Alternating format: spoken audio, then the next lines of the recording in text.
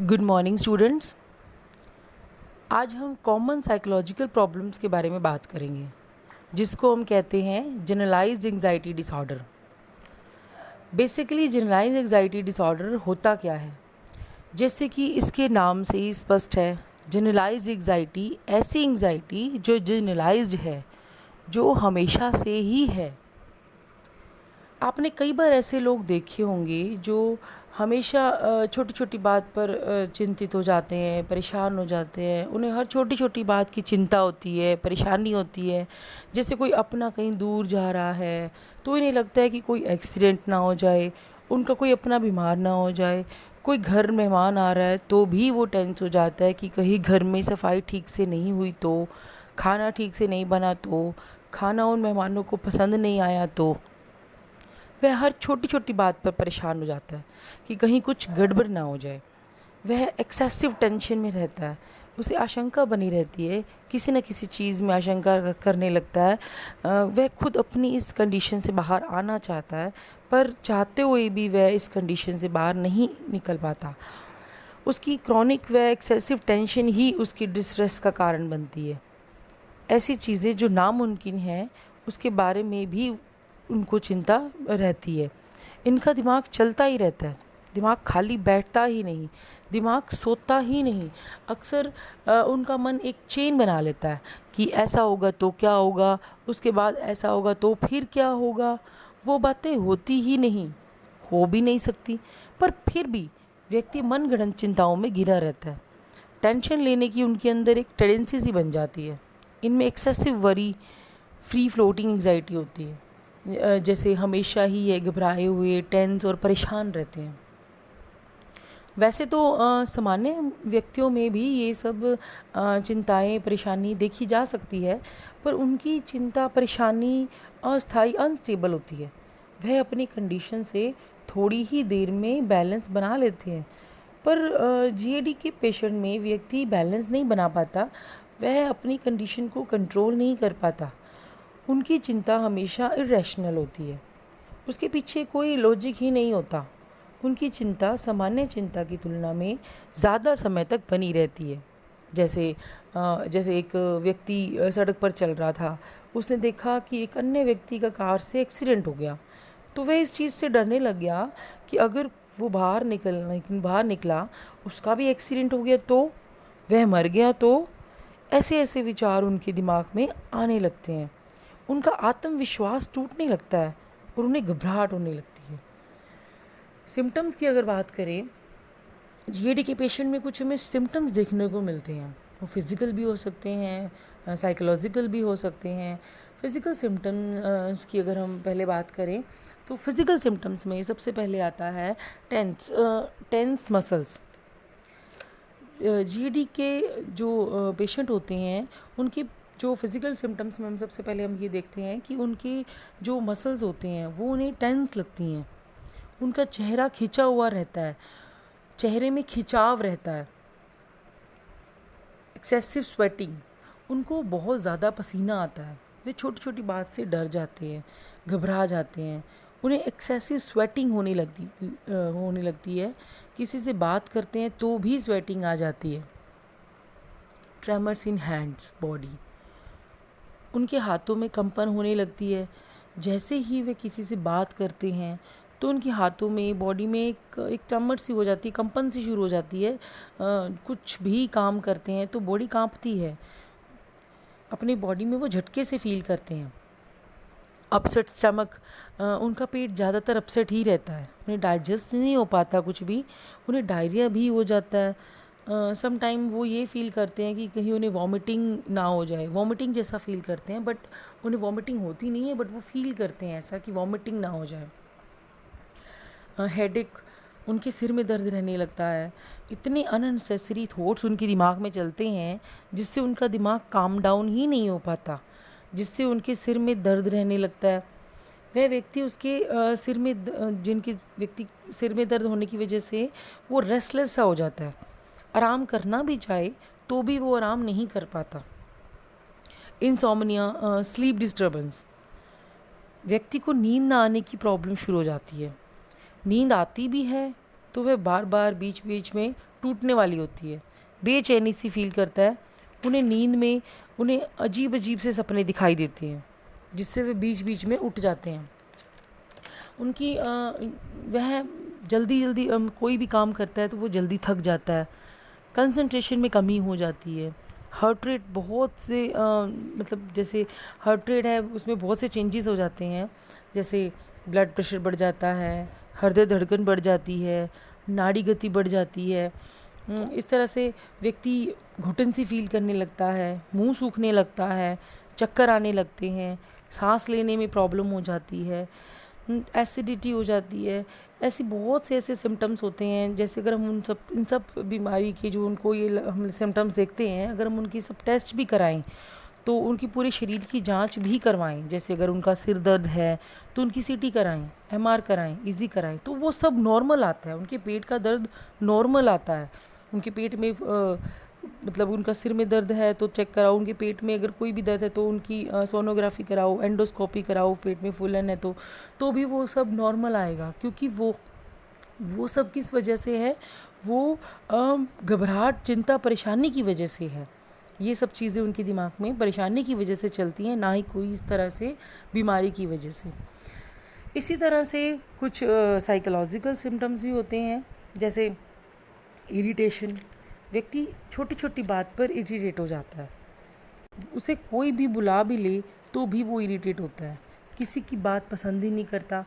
जो भी कोई कुछ बोल दे बस वो इरिटेशन में ही रहता है, इरिटेट रहता है, उसको किसी की बात अच्छी ही नहीं लगती। अग्रेसिवनेस। व्यक्ति बहुत जल्दी किसी भी बात पर अग्रेसिव होने लगता है, उसे छोटी छोटी बात पर गुस्सा आने लगता है। सम टाइम वो कोई चीज़ें इधर उधर भी मारता है फेंक कर, उसे कुछ भी गुस्सा आ जाता है छोटी छोटी बात पर। तो नेक्स्ट है एंग्जाइटी। एंग्जाइटी व्यक्ति में अलग अलग तरह के नेगेटिव विचार आने की वजह से उसके अंदर एंग्जाइटी सी पैदा हो जाती है, नेगेटिव थॉट्स की वजह से, जिसका कोई मतलब ही नहीं होता, बहुत क्रॉनिक होती है। व्यक्ति हर समय चिंतित रहता है, कभी भी चिंता मुक्त हो ही नहीं पाता, टेंशन फ्री रह ही नहीं पाता। और जब व्यक्ति के अंदर इतनी चिंताएं पैदा हो जाती हैं तो वो चिंता डर में बदल जाती हैं। उसमें एंग्जाइटी जब डर में बदल जाती है तो वो अपने आप को इन्फीरियर, इनएप्रोप्रिएट समझने लगता है, वो हर चीज़ से डरने लगता है। उसको वो लगता है कि वो शायद वो काम कर ही नहीं पाएगा। व्यक्ति के अंदर ये सारी चीज़ें, माइल्ड डिप्रेशन भी आ जाता है, उसके अंदर माइल्ड डिप्रेशन बना रहता है। वो बहुत ही इमोशनल हो जाता है, छोटी छोटी बातों को फील करने लगता है। व्यक्ति के अंदर ये जो जीएडी के पेशेंट की ये जो सिम्टम्स की हम बात करें तो कम से कम 3 और ज़्यादा से ज़्यादा 6 महीने से अधिक ड्यूरेशन के लिए होना बहुत ज़रूरी है, तभी हम इनसे इस कैटेगरी में रख सकते हैं। Causes of generalised anxiety disorder. अब हम बात करेंगे कि जीएडी होता क्यों है, इसके कॉजेज़ की बात करेंगे। जीएडी की कॉजेज़ की अगर बात करें तो पहले हम बात करेंगे जेनेटिक कॉजेज़ की। जेनेटिक अध्ययनों में जनरलाइज एंग्जाइटी डिसऑर्डर और दूसरी तरह की चिंता में ज़्यादातर बहुत फ़र्क नहीं होता। हर तरह की एंग्जाइटी डिसऑर्डर सगे संबंधियों में मिलते हैं। जीएडी से पीड़ित पेशेंट के परिवार के सदस्यों में किए गए अध्ययनों में 20% फैमिली मेम्बर्स में भी जीएडी पाया जाता है। अगर आपके परिवार में पहले किसी को इस तरह की प्रॉब्लम है तो वो जेनेटिक फैक्टर्स के कारण ही होता है। जैसे कि हमने पढ़ा है, हर जाइगोट में 46 क्रोमोसोम्स होते हैं और हर क्रोमोसोम्स में हज़ारों जीन्स होते हैं। इन्हीं जीन्स के माध्यम से माता पिता के गुण उनके बच्चों में आ जाते हैं। एक पीढ़ी से दूसरी पीढ़ी में इन गुणों का जेनेटिक ट्रांसमिशन एक बायोलॉजिकल प्रोसेस है। काफ़ी अध्ययनों से पता चला है कि मेंटल डिजीज़ का आधार हेरिडिटी होता है। Neurochemical changes. न्यूरोकेमिकल चेंजेस, हमारी बॉडी में बहुत से केमिकल्स होते हैं।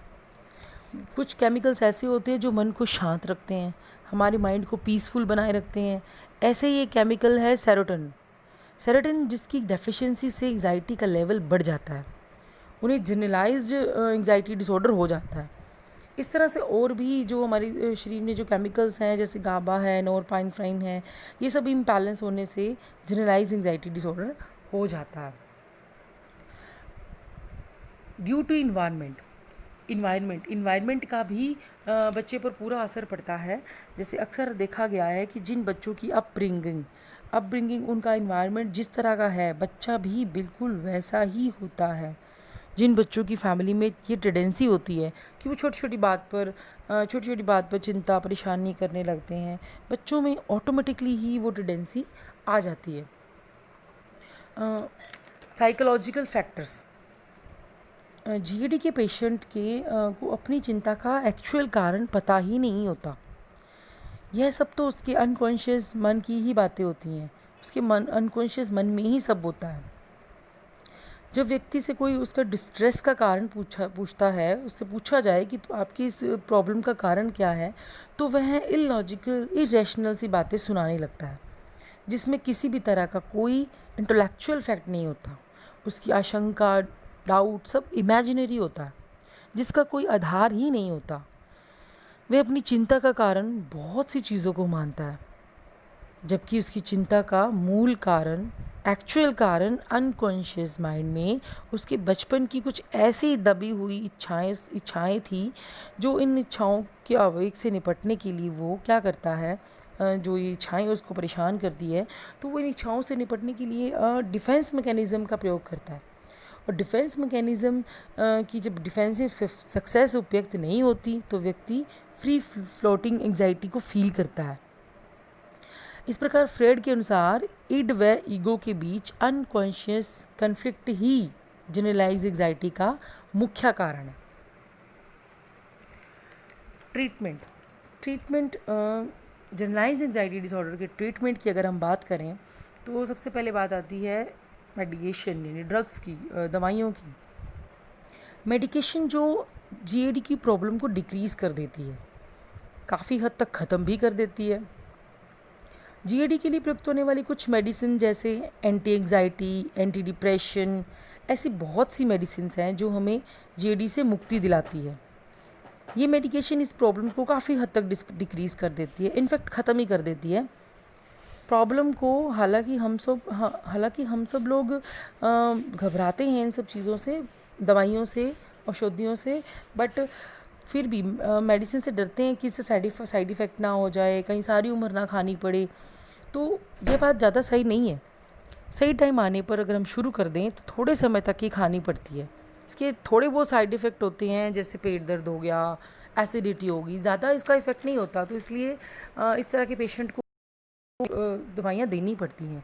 अगर हमें लगता है कि वो पेशेंट की शुरुआती दौर है, तो हम काउंसलिंग भी कर सकते हैं। काउंसलिंग में जैसे शुरुआती दौर में काउंसलिंग के मेथड्स इफ़ेक्टिव होते हैं। जैसे कि व्यक्ति की बिल्कुल शुरुआती दौर है, तो जिन व्यक्तियों के सिम्टम्स अभी शुरू हैं, जिनका रोग नया है, उनमें काउंसलिंग से ही काम चल जाता है। काउंसलिंग में व्यक्ति को सोशल प्रॉब्लम्स, पर्सनल प्रॉब्लम्स के साथ एडजस्ट कराने में हेल्प की जाती है। पेशेंट को अपने आप अपनी कंडीशन को कंट्रोल करना सिखाया जाता है। अगर पेशेंट की सीवियर कंडीशन है, तब काउंसलिंग से काम नहीं चलता, तब उसे मेडिकेशन के द्वारा ही ठीक किया जाता है। तब थेरेपीज़ की मदद ली जाती है, ट्रीटमेंट उसका साइकेट्रिस्ट के द्वारा उसका ट्रीटमेंट लिया जाता है।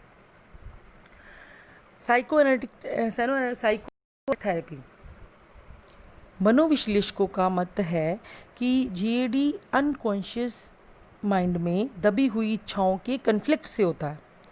इससे रोगी की इस प्रकार से हेल्प की जाती है कि वह अपने कन्फ्लिक्ट के एक्चुअल सोर्स का सामना कर सके कि उसकी प्रॉब्लम का कारण क्या है।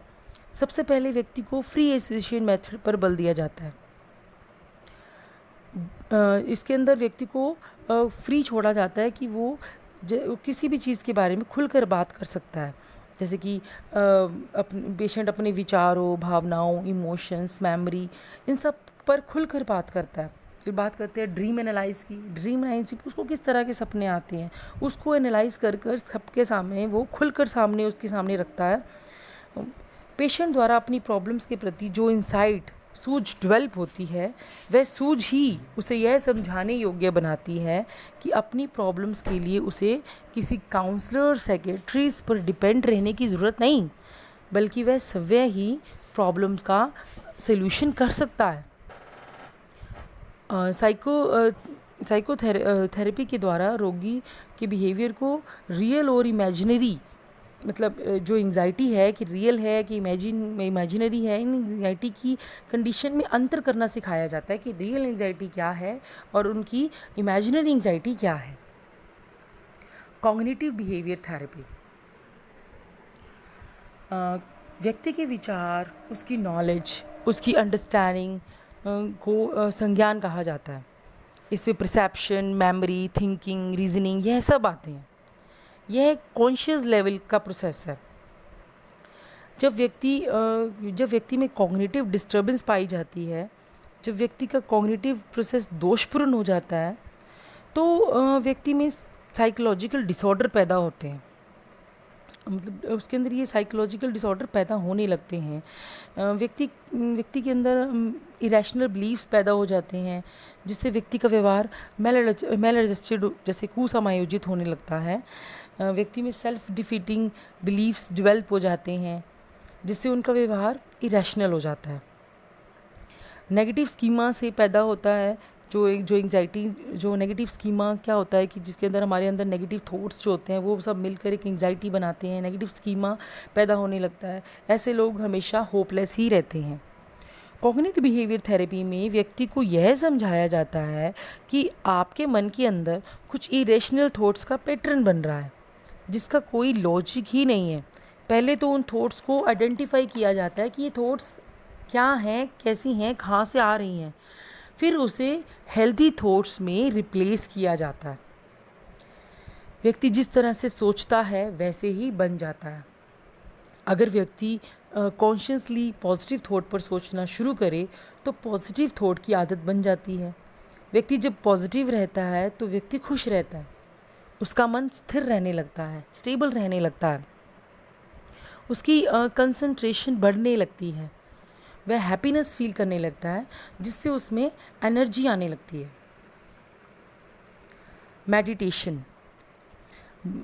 मेडिटेशन के द्वारा भी जीएडी के पेशेंट का ट्रीटमेंट जो है वो काफ़ी हेल्पफुल होता है। अगर व्यक्ति मेडिटेशन करता है तो उसका मन स्थिर रहता है, इससे व्यक्ति में नेगेटिव थॉट्स आने बंद हो जाते हैं। अगर व्यक्ति अपना ध्यान एक ही जगह लगाए, दूसरी चीज़ के बारे में ना सोचे, तो व्यक्ति की कंसंट्रेशन बढ़ने लगती है। जैसे अगर व्यक्ति किसी खुली जगह पर बैठकर प्राणायाम करे तो भी काफ़ी यूज़फुल होगा। प्राणायाम क्या है? प्राणायाम मतलब प्राण के आयाम के साथ तालमेल बना के रखना, अपना पूरा ध्यान सांस की तरफ देना।